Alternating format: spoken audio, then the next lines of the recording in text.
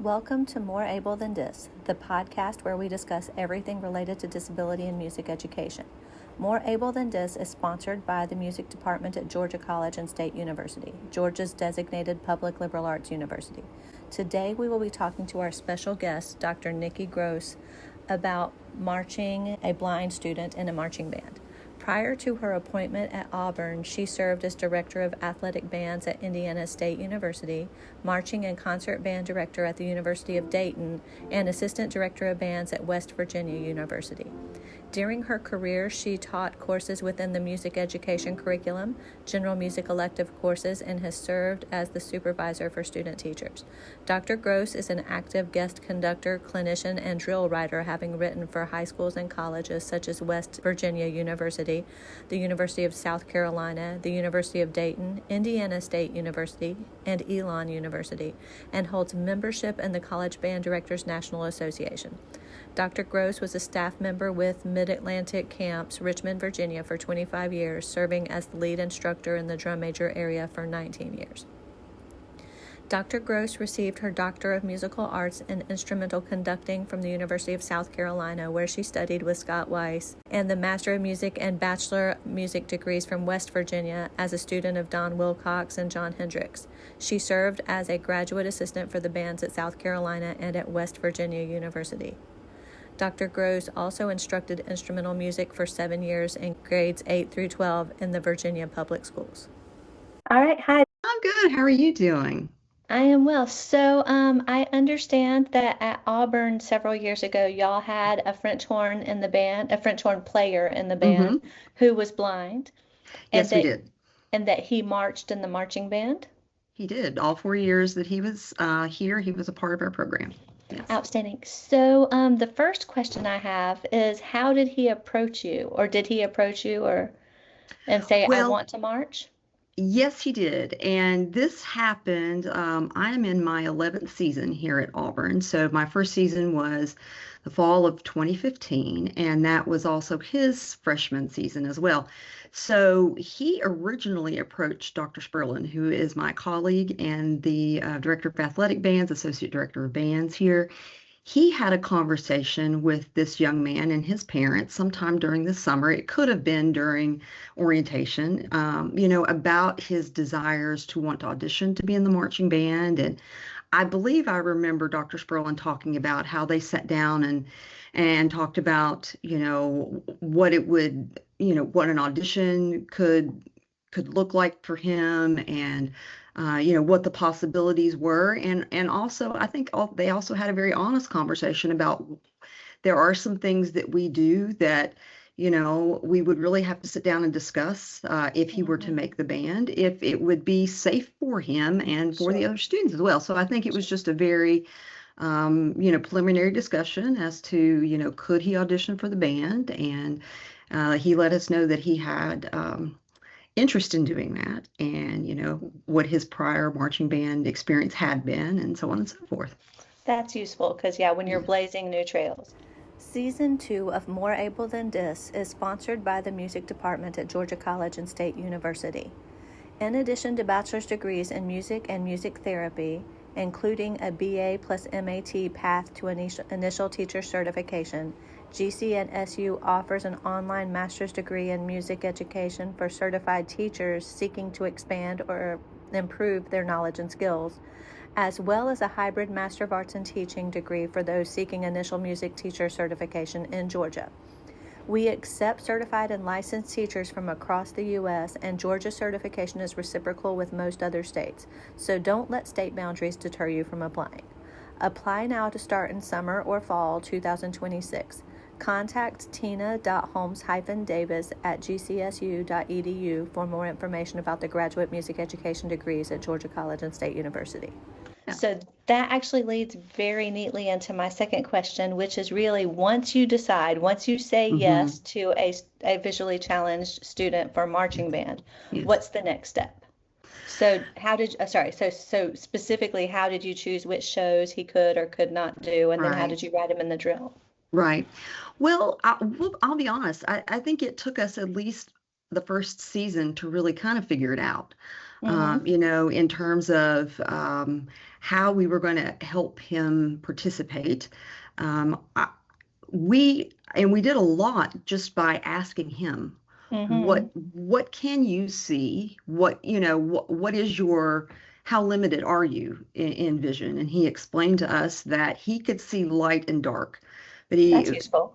Yes, but in terms of could he orient himself to the front sideline without some assistance? That answer was no. It was Sure. always better because he didn't have a very accurate couldn't necessarily tell which direction the light was coming from specifically, like to be able to orient himself. So once we figured that out and through discussing that with him, then it's been 10 years. I can't remember if we really talked this through or we just kind of said, I wonder, we do a couple of shows every year that are that are not drill heavy. It's pretty much Mm, march out in a block because we have guests joining us and they're out in the block with us.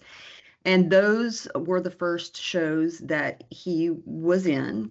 And I good. do believe that we figured out that it would be best for him to have someone behind him with hands on his shoulders so he could um, do the steps, take the appropriate amount of steps. And he got very good at judging that 8 to 5 step size for himself. And he would be very close to where he needed to be in alignment. But that the guide behind him would help him, would say, you need to move up just a little bit, would make sure that his shoulders were in alignment with everybody else. Sure. You're in a 4x4 block and just to help in that way. And it was easier for that person to be behind him rather than in front of him or beside him, simply Sure. because, he played a bell for an instrument. That leaves no room for anybody that way. And when you're 4 steps apart, it's harder for somebody to be side to side. They're too far away for him to Sure. have put his hand out or something like that. Yeah. Sure. So was the person behind him another person who was a musician marching, or was it a student who was devoted specifically to him? It was another musician from the marching band. I believe we may have started with a front ensemble member. They did not participate in these particular shows. This was our back in 2015. This was our homecoming or alumni band show. We've now made those changes to where front ensemble does participate, as do the alumni front ensemble that Sure. return. But at that time, they were not in that particular show, and I think we may have recruited one of them to be helpful in that regard. And then when we moved on in the next year or two to, I really think he could march a show with multiple drill sets.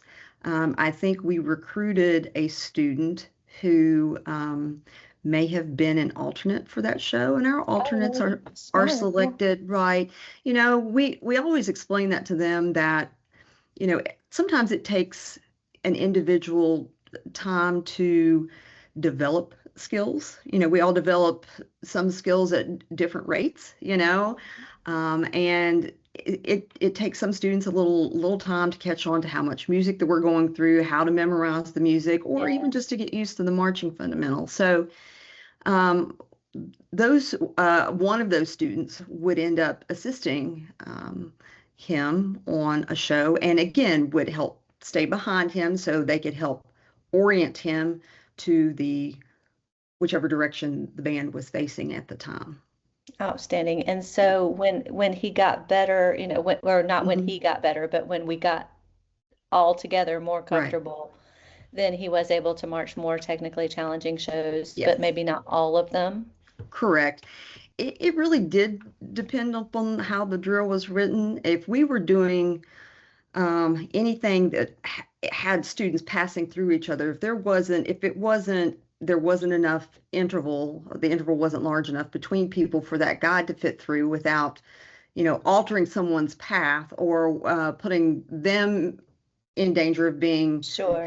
run into, or the student that we're talking about here, then, maybe this wasn't the show, or maybe sometimes we're dealing with some pretty fast tempos in the 160s, and we've gone a little beyond for parts of shows.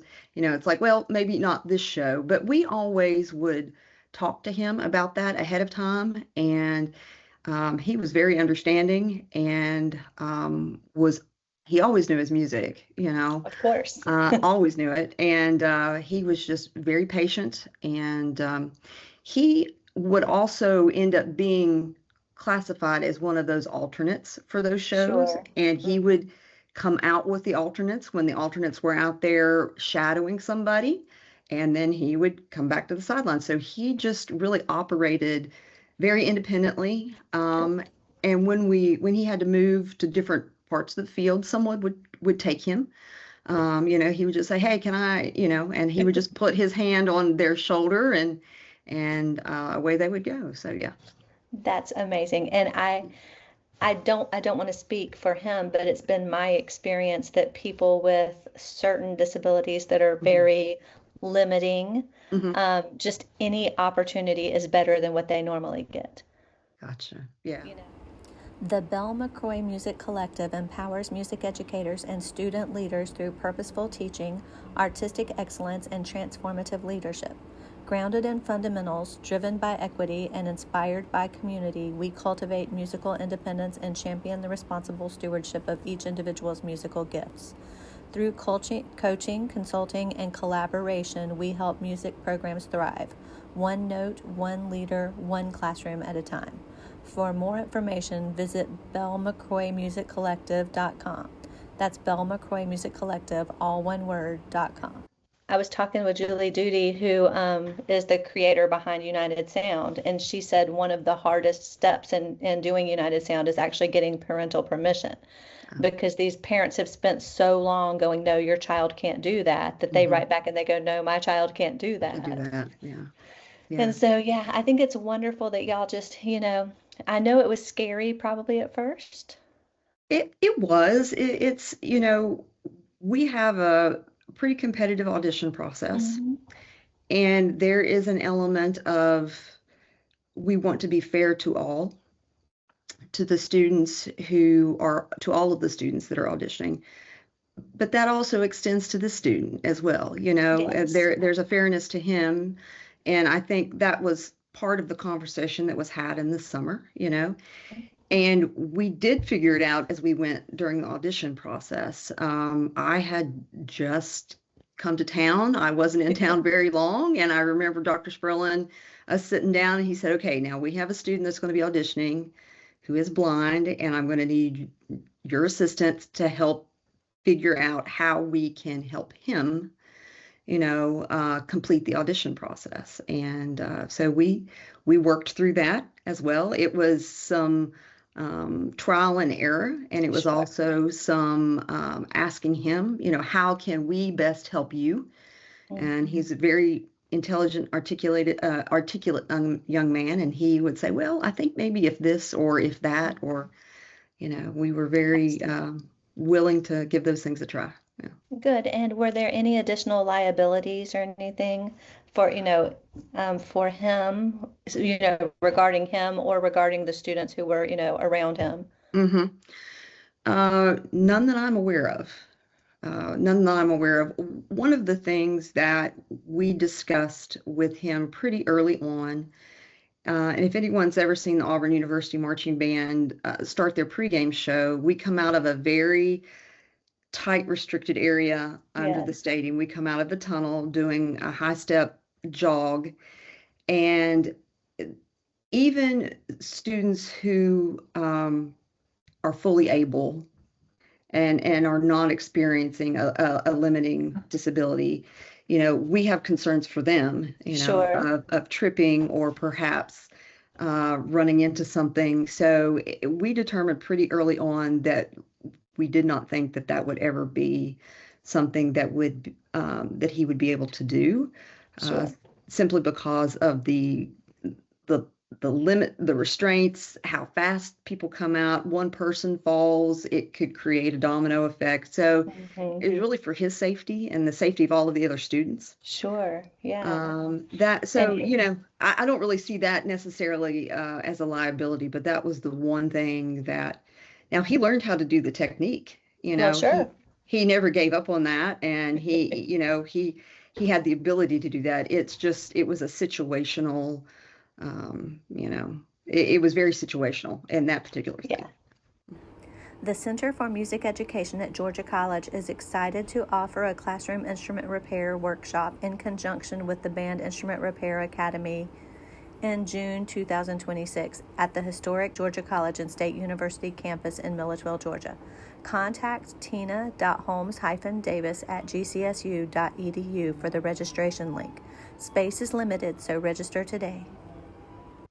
Well, I'm just so pleased that y'all said yes. I interviewed a director last year who Hmm. had a student who had a disorder that caused her to pass out, something Okay. Vegas POTS kind of like, and she has a service dog. And so they marched the service dog, and they had the opposite situation. She marched pregame, but was in Hmm. the pit. Luckily, she's a I see. percussionist anyway, so she was in the Okay. pit for the halftime shows. I see. Yeah. But yeah, so they have this little dog. Somebody's mama made him a little hat and a little band uniform. And so the dog, or her, I think the dog's a her. And anyway, she marched out there for pregame and, did all the stuff that they Yeah. do. So That's you cool. said that Auburn naturally, like, always marches at a four-step interval? Not always marches, but in those large block formations, um, for those particular shows, we would be at a four-step interval. Yeah. So, did you find, as I know you do a lot of the drill writing, did you find that you were more inclined to keep a four-step interval to give him the space with his helper? No, we didn't. Dr. Spurlin was writing a lot of the drill at that time, and we were just careful about where we placed him. Sure. And honestly, we're pretty careful and pretty particular about where we place everyone. Yes, you You have to know, be because, yeah, at, they've got to make the move. exactly. So as drill writers, we actually sit down and look where the hardest places are, where everybody in that line is going to guide to. And we, when the graduate assistant who makes those assignments sits down, they look at like the trumpet section. They're like, okay, this is a very large step size. I'm going to put this person there because I know Sure, that they. sure. So it's very individualized, and we did that for him as well. It's like, well, this spot doesn't have to go very far, very fast for the majority of the show. Which, if you are doing drill, that really is just standard marching band drill. We're not necessarily talking about like recognizable imagery when you're going from something that's recognizable to asymmetry. Sometimes that's where you get into the weird transitions and things like Sure, that. sure. So, but when you're just doing some drill, you're always going to have several spots within every section, which is like, well, that's not that difficult. That particular spot, it doesn't It's where have the a high freshmen demand. go. Right. Yeah. It doesn't have a high demand in it. And we would try to find those and then make sure that he was assigned to those because it would be beneficial for him and it would be beneficial for the group. Mm, But as I was saying earlier, he was very adept at that 8 to 5 sure. step size, and he would, if he wasn't direct exactly where he needed to be, then he would fix it. When you just said, you needed to be take a little bit bigger step, you were just a little bit too far to your left. It wouldn't take him long to really figure Sure. that out. So the guide was there, was needed, but he was always right where he needed to be or very close. So yeah, Sure. And he probably worked as hard or he harder did. than everybody else because He did. he knew that, Yeah. it would be easy for somebody to cite his disability as a Hmm. reason to disclude him. It probably happened a lot. So he, what do they say? Ginger Rogers had to do everything Fred Astaire did, but backwards and in Yeah. heels. Yeah. So yeah, he probably felt like he was backwards and in heels. Perhaps, perhaps. But I also, you see people, I've seen people who had hearing issues who Hmm. can feel vibration. And there was Hmm. a woman, I can't remember what show I saw her on, but she learned to sing even though she was non-hearing by feeling where Oh, the wow. vibrations were. So I That's wonder amazing. if, and I'd love to ask him one day, but if he memorized the body feel of the 8 to 5 step. This is how big my step needs to be to, you know. Yeah. I would venture to guess to say that he did. That's a pretty standard for all the marching band directors that could be watching this. Yes. That's a pretty standard step size, and you do it enough. And our drill, a lot of our drill is really 8 to 5 based. Yes. Halftime and pregame. So we Yes. hope all of the students get a really accurate feel for what that feels like. So, When I was a middle school band director, you know, you get so used to playing F and B flat concert stuff that mhm. you kind of develop relative pitch around Yes, those pitches. yeah, So yeah, it absolutely. just Hmm. becomes part of your world. Yeah, absolutely. But so did he play in the stands, whether he was a an alternate or Yes. whether he was actually marching? Yes, he did. And a couple of things here at Auburn, we've got some performances that take place prior to us even entering the stadium on game day. Hmm. And we break our group, the large group, up into four smaller groups. We call them spirit bands. And at that time, um, there was a spirit band that came from four different sections of a one intersection. We came together and played a big pep rally, and he would march down the street with everybody else. Now we were more to two step, side to Sure. side right there. So he would keep his hand on the person to his left or his right. It would have to be his left because he had his horn with his right hand. So, So he must have had monster arms oh, to hold he was, that yeah, instrument. yeah. So, but that, and this was high step marching that Sure. we were doing at the time. And so he did Spirit March with us. And also, when at the time we used to put the kids in ranks of four. So it was Uh-huh. a very long block, but we would go all the way around the inside of the stadium. We called it March Around. And Hmm. he would do that as well. He did Huh. everything that we did. He played Sure, all of the sure. stand tunes, and yeah, absolutely. Outstanding. A special thanks to Zildjian Cymbals for their support of the Center for Music Education at Georgia College and State University. The Zildjian Company has been synonymous with setting the standard for the development and manufacture of high-performance musical instruments since 1623. As the world's leading maker of cymbals, drumsticks, and percussion mallets, Zildjian products are sold across the globe under the Zildjian, Vic Firth, and Balter brands and are the standard to which all cymbals, drumsticks, and mallets are measured.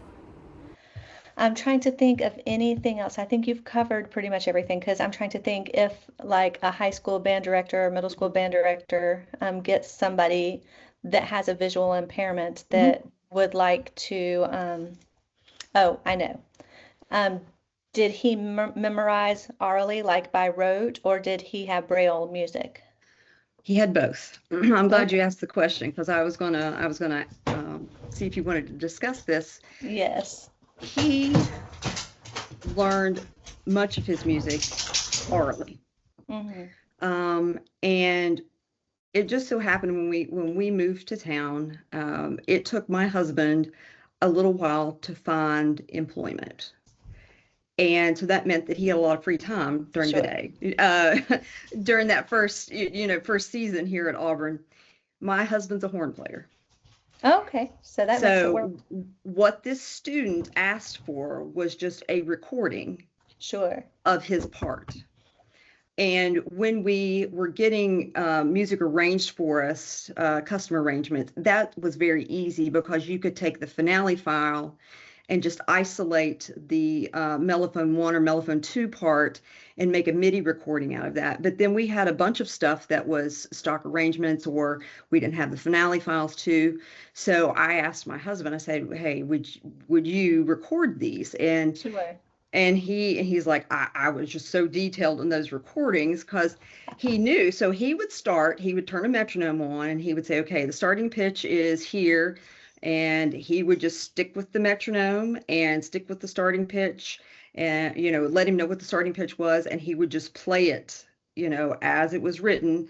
and count through the rests, and those became reference recordings for that Outstanding. student. So Yes. we just made sure that he had a recording all of that. And then this student was also a music major. He was double Mm, majoring. So he was in by the time he was an upperclassman, he was in the top wind group. sure.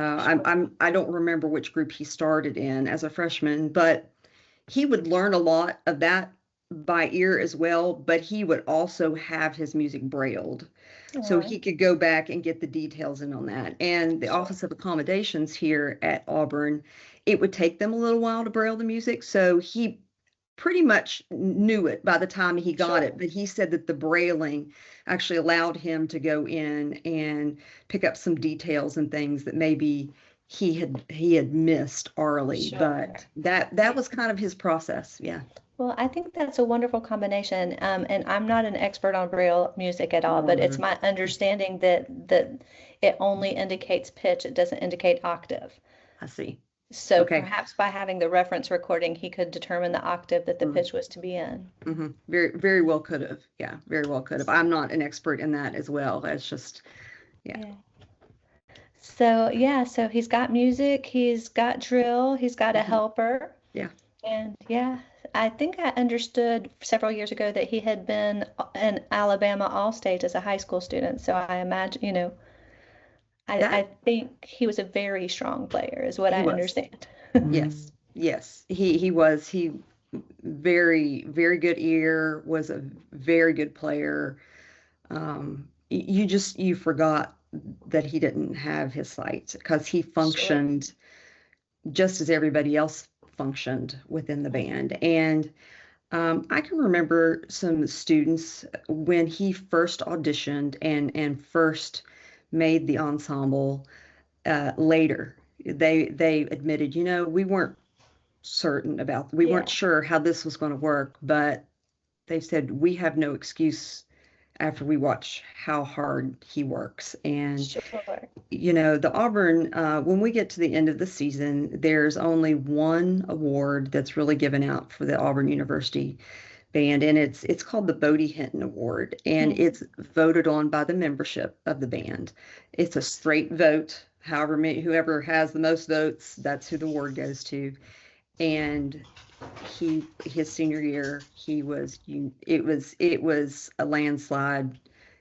He was awarded the Bodie Hinton. I think everybody, Sure. it goes to the person that best exemplifies what it means to be an Auburn University marching band student. And Good. Yeah. everyone saw that, and it was so well deserved. Yeah. Good. And I'm so glad he was very successful. And Oh, it sounds like yes. he worked really hard. And Oh, he did. He so did. I have a hypothetical question. So Okay. hypothetically, what would have been the procedure had he made the band and then gotten in there and not been able to keep up? Wow. Um, I don't know. I think we try to really, really flesh that out during the audition process for all Hmm. of the students. Yes. And we do have students that end up starting off as alternates. Um, Everybody that makes the band can contribute in some way, even Sure. even if they are struggling with the marching, then they should be able to contribute overall to the musical aspect of the Mm, group. So I think we would have worked with him the way we work with anybody else that absolutely. may need a little bit of extra instruction, Sure. and Sorry to put you on the spot. no, That's a no, really no, good that's question, fine. but that was the right answer. So Yeah, yeah, I like treating him in as much as you can, just like everyone yeah, else. absolutely. So sorry, she's lost her mind. That's okay. It's time for Zoomies. It is.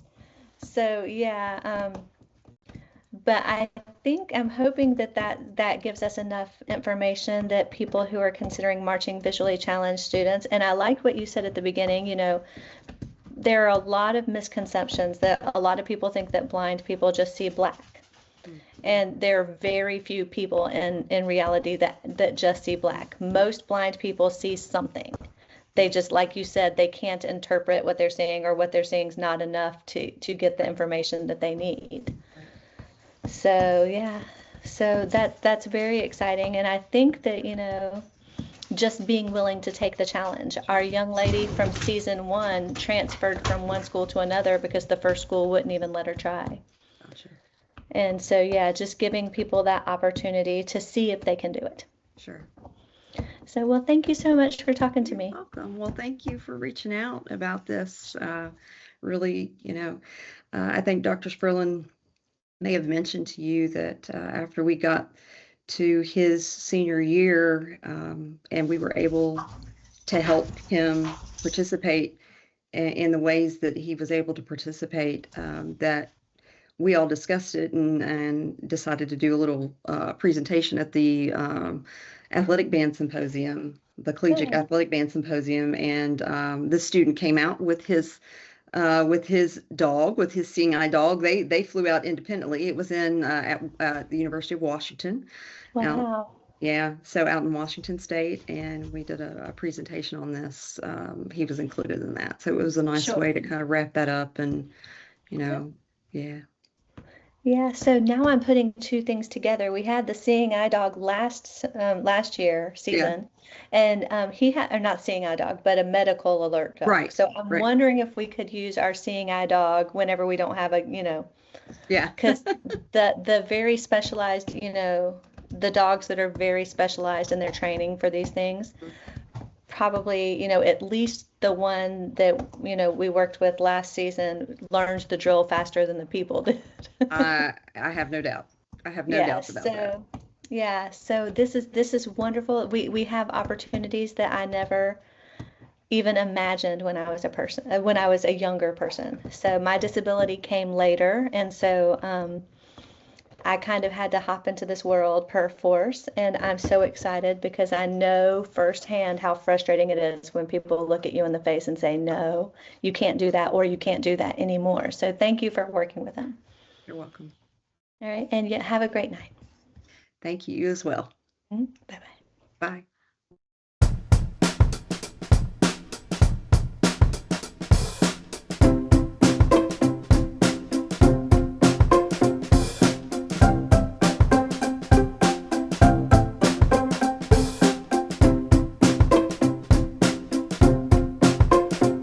This podcast was created and recorded by Dr. Tina Holmes Davis. It was edited and produced by Landon Frazier. Music composed and performed by Brent MacDonald. More Able Than Dis is an initiative of the Centre for Music Education at Georgia College.